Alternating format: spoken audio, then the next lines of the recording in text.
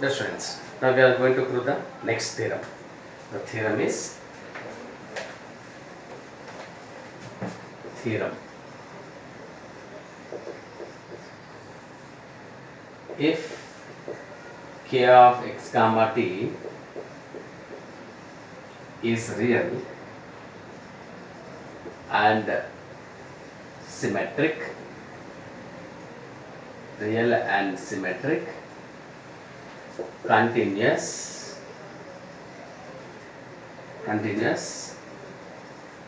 and identically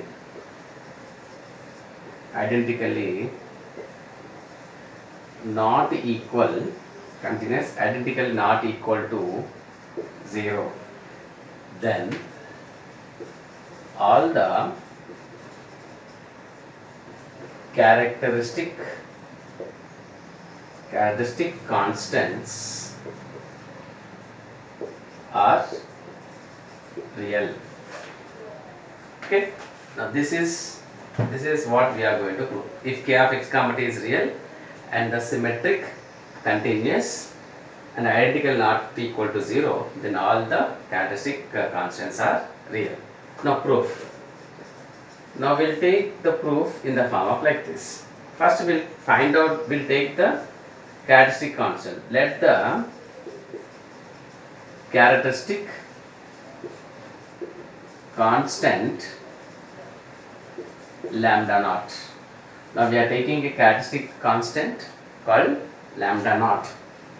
Is not real. It is not real. We are just assuming that it is not real. Okay. So therefore that is what we are supposed to take is lambda naught is equal to u naught plus iv naught, which is not equal to 0. This is a complex number u naught plus iv naught, which is not equal to 0. Then the homogeneous equation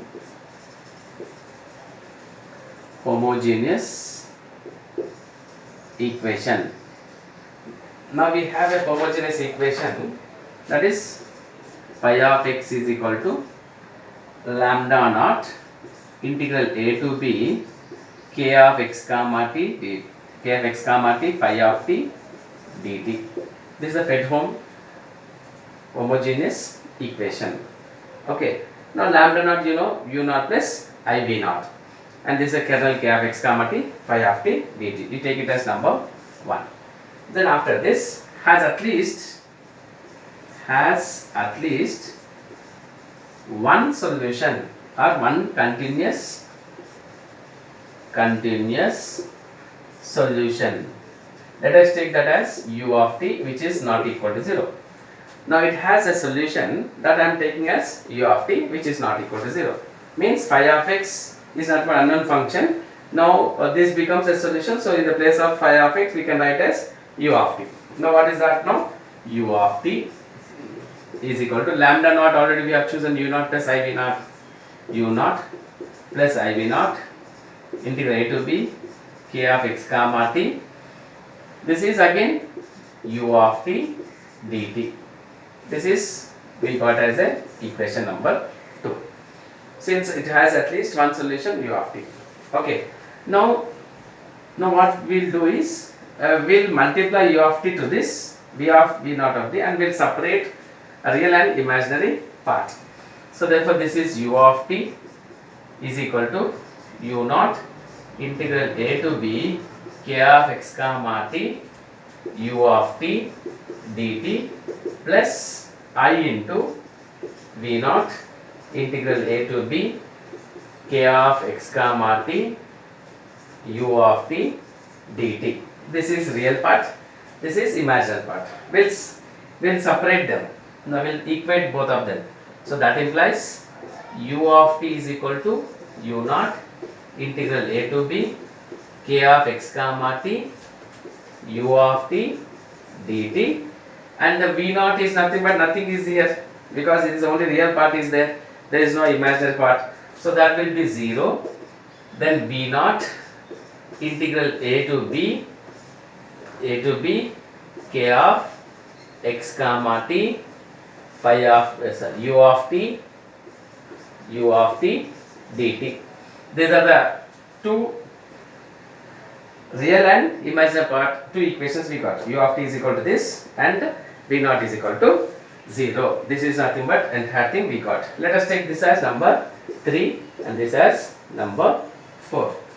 Then, so from 4 what we are going to have? From 4. Thus, from equation 4, we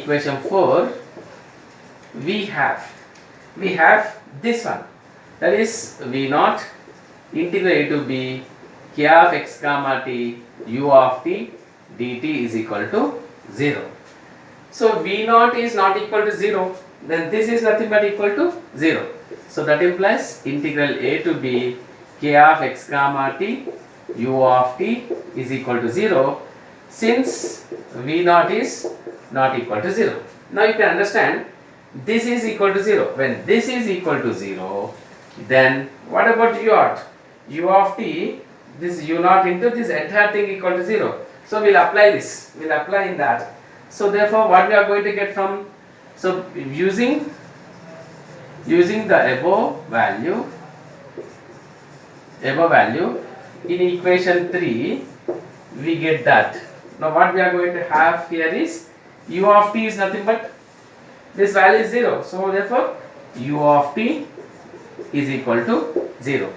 So u of t is equal to 0. This entire thing is nothing but equal to 0, which is nothing but, which is contrary to our assumption. What we have taken that now, this is nothing but what we have taken, u of t is not equal to 0, we have taken, but what we got, u of t is nothing but equal to 0, which is nothing but a contrary to our assumption. So therefore, so that what we have chosen, that u of t is not equal to 0, this is our assumption what we have chosen. This what we got is u of t is equal to 0 you got. So therefore what we can write, hence we can write that u of t cannot be real. Now what we have, it cannot be real. So because of that we got like this. So it may not be real. So therefore what we are going to choose next. Now let what we are going to choose is, let u of x is equal to some p of x plus I q of x. Now I am choosing the u of x as p of x plus I q of x, a complex number with the functions p of x and the q of x, where p of x and q of x are real. These two values are real. Now we are choosing this and we again will apply in that form. So therefore what we get here is, according to the previous equation, p of x I q of x is equal to, means u of x is equal to this is u naught, lambda in the place of lambda, u naught plus I v naught integral a to b k of x comma t. Here we will get as p of t plus I q of t. Now this is the value which we got. Okay, again we have taken, this is cannot be real, that also we have chosen. So now we show that it may not be the complex imaginary. So because of that we are taking like this. Now this is p of x plus I q of x. Now we will multiply u naught into this whole thing.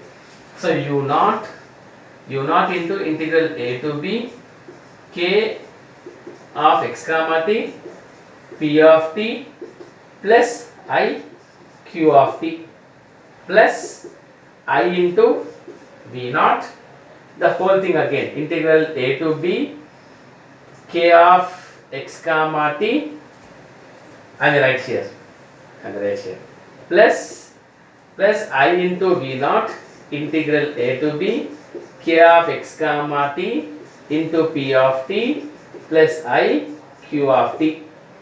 Okay, this is again dt, this is again dt. Now again still we can write, we can write u naught k of x comma t p of t and I into this whole thing. Again we'll multiply inside to separate real and the imaginary terms in that. So we'll get in the form of like this. Now I'll do is I'll take p of x first. P of x equal to, I will write first u naught k of x comma t p of t. U naught integral a to b k of x comma t p of t. This is the real part in this.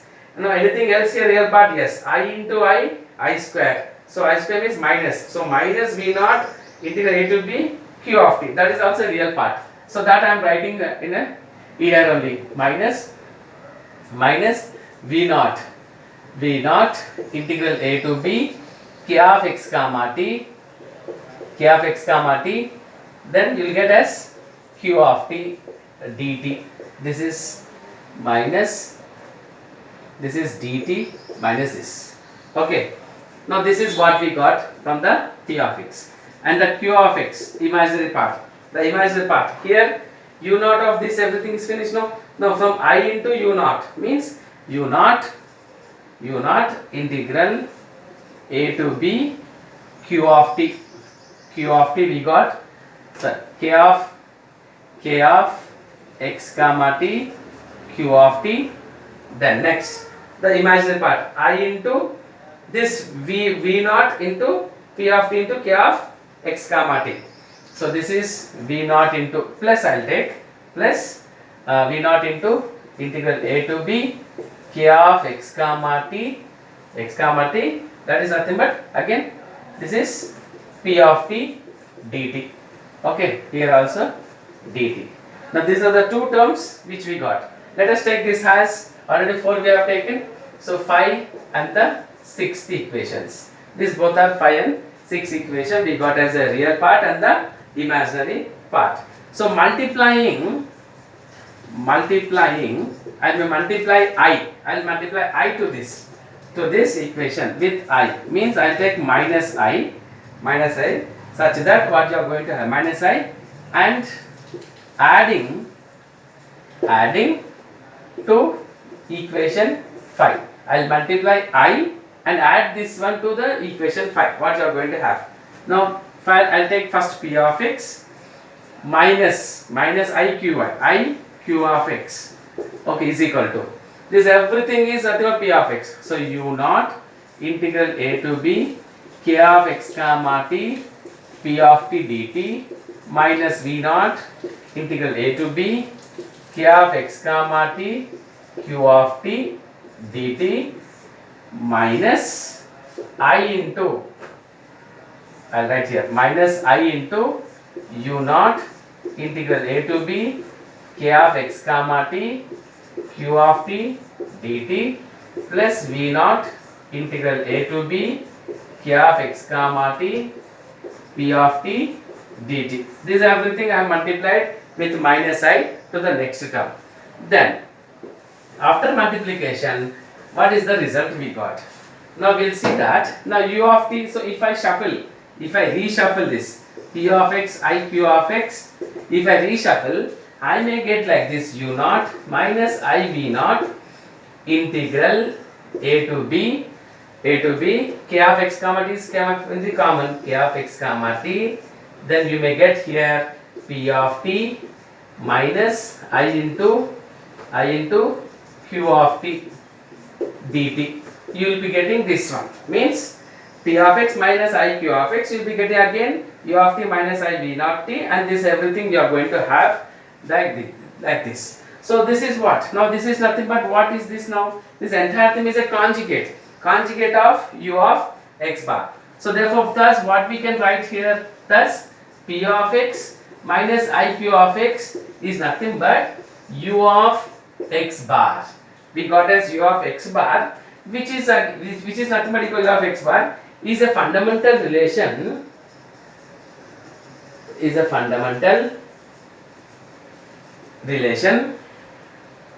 fundamental function, not relation, fundamental function relating to, it's a fundamental function relating to lambda naught bar, that is u naught minus I v naught. Now here it is lambda naught we got, lambda naught bar we got. This is u of x bar we got.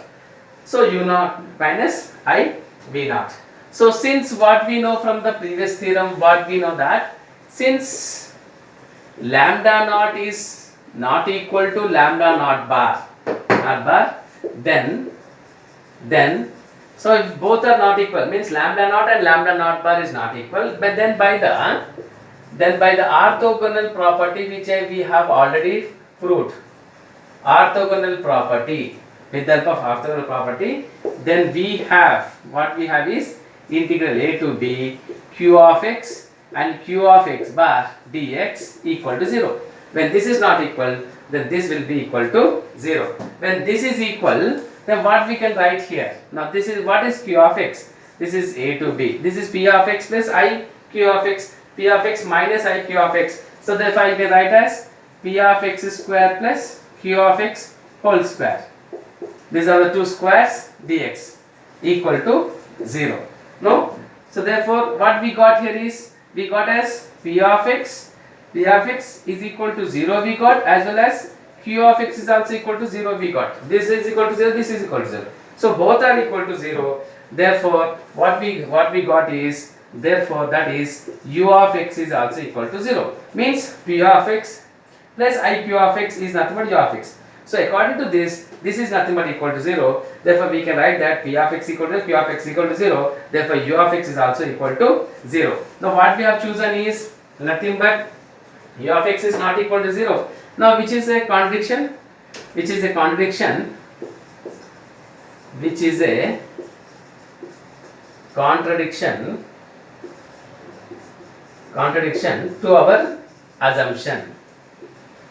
to our assumption. Which is the contradiction to our assumption. So therefore lambda cannot be of the form, lambda should not be of the form